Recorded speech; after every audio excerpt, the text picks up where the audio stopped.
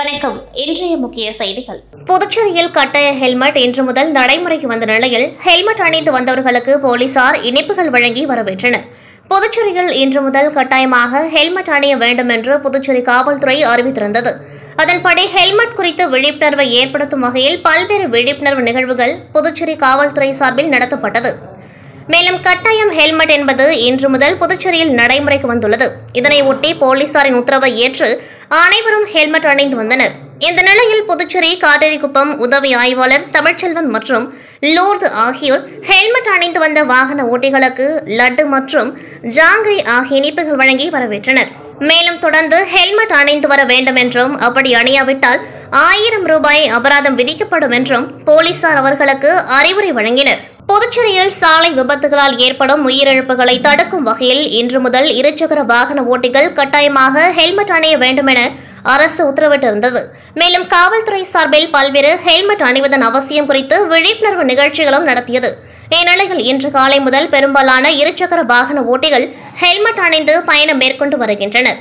புதுச்சேரி போக்குவரத்து சிக்னல்கள், முக்கிய சந்திப்பு உள்ளிட்டவைகளில் காவல்துறை இன்று பல்வேறு விழிப்புணர்வு நிகழ்ச்சிகளை மேற்கொண்டு அனைத்து இருசக்கர வாகன ஓட்டிகளும் ஹெல்மெட் அணிவதை உறுதிப்படுத்தும் வகையில் பல்வேறு விழிப்புணர்வுகளை ஏற்படுத்தியுள்ளனர்.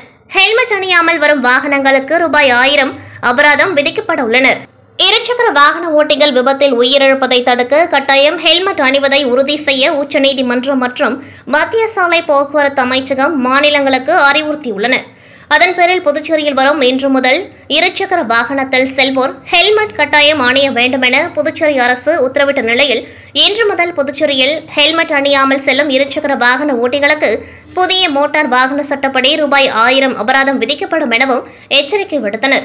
அதைத் தொடர்ந்து இன்று ஹெல்மெட் கட்டாயம் அமலுக்கு வந்துள்ளதால் காலை முதலே பல்வேறு இருசக்கர வாகன ஓட்டிகள் ஹெல்மெட் அணிந்து பயணம் மேற்கொண்டு வருகின்றனர். இதனால் நகரம் மற்றும் கிராம பகுதிகளில் வரக்கூடிய இருசக்கர வாகனங்கள் பெரும்பாலானோர் தலைக்கவசம் அணிந்து வருகின்றனர். ஒரு சிலர் மட்டுமே தலைக்கவசம் இல்லாமல் வாகனங்களில் பயணங்கள் மேற்கொள்கின்றனர். இந்நிலையில் காட்டேரிக்குப்பம் காவல் நிலையத்திற்குட்பட்ட திரௌபதியம்மன் கோவில் அருகே உதவி ஆய்வாளர் தமிழரசன் தலைமையிலான போலீசார் ஹெல்மெட் குறித்து விழிப்புணர்வு ஏற்படுத்தும் நோக்கில் சோதனை மேற்கொண்டார்கள். அப்பொழுது ஹெல்மெட் அணிந்து வந்த வாகன ஓட்டிகளை பாராட்டி இனிப்பு வழங்கினர்.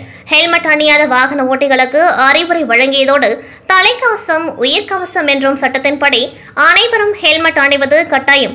மேலும் ஹெல்மெட் அணிவது அரசிற்காக அல்ல, உங்களுக்கும் உங்கள் குடும்பத்திற்காகவும் மட்டுமே.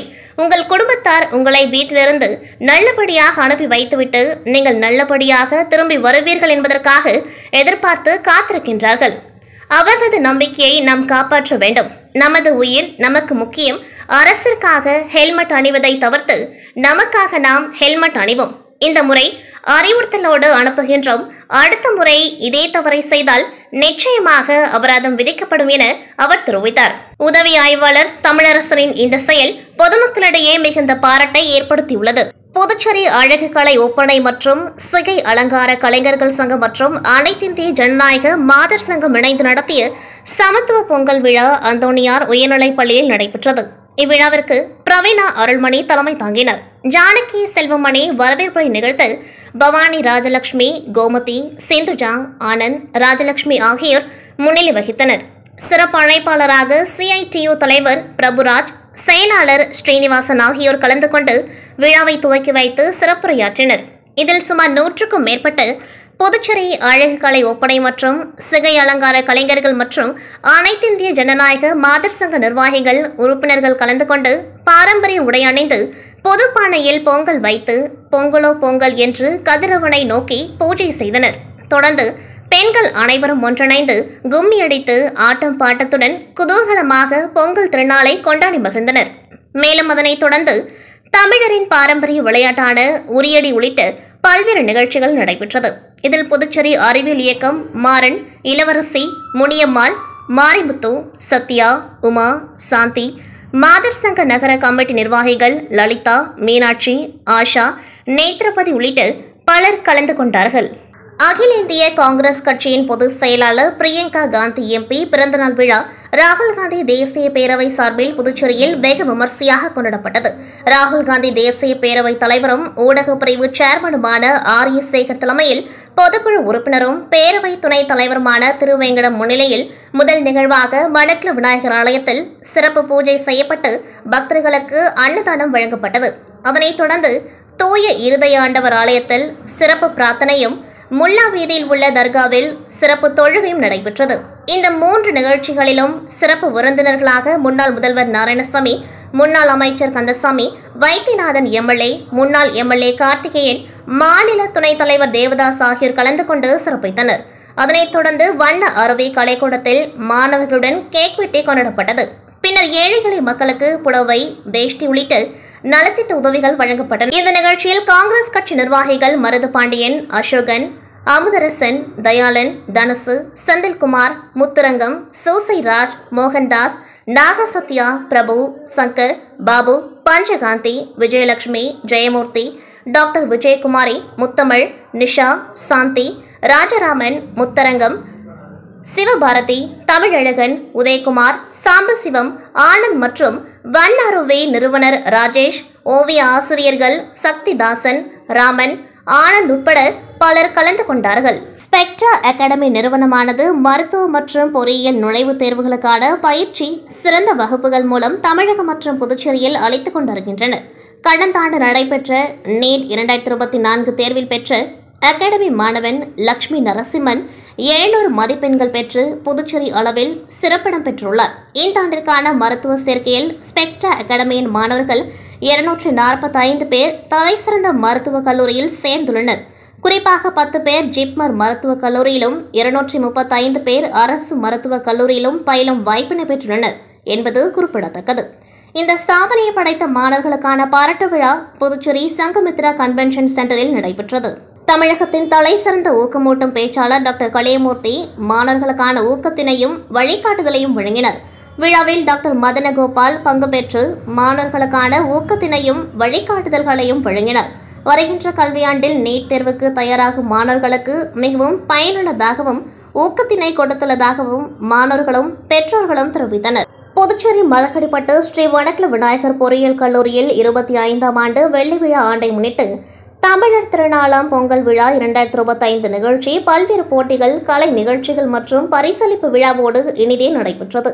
ஸ்ரீ மணக்குள விநாயகர் கல்வி அறக்கட்டளையின் தலைவர் மற்றும் மேலாண் இயக்குநர் தனசேகரன் அவர்கள் நிகழ்ச்சியினை துவக்கி வைத்து சிறப்புரையாற்றினார். மேலும் கல்வி குழும நிர்வாகிகள், செயலாளர் நாராயணசாமி கேசவன், பொருளாளர் ராஜராஜன், இணை செயலாளர் வேலாயுதம் மற்றும் கல்லூரியின் இயக்குநர் மற்றும் முதல்வர் வெங்கடாச்சலபதி ஆகியோர் நிகழ்வில் முன்னிலை வகித்தனர்.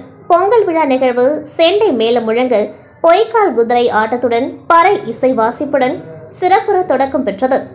நிகழ்வில் முதலாவதாக கல்லூரியின் அனைத்து துறை சார்ந்த பேராசிரியர்கள் தங்கள் துறை சார்ந்த மாணவர்களுடன் ஒன்றிணைந்து பொங்கல் வைத்து கதிரவனுக்கு நன்றி செலுத்தி விழாவை துவக்கினர்.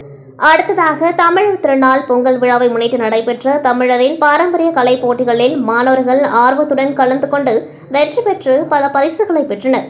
நிகழ்வில் மாணவர்கள் தமிழர்களின் பெருமை மற்றும் கலை இலக்கிய பண்பாட்டை வெளிப்படுத்தும் விதமாக பாரம்பரிய உடையணிந்து பொங்கல் விழாவை கொண்டாடினர். பொங்கல் விழாவை சிறப்பிக்க பல்வேறு போட்டிகள் ஏற்பாடு செய்யப்பட்டிருந்தது.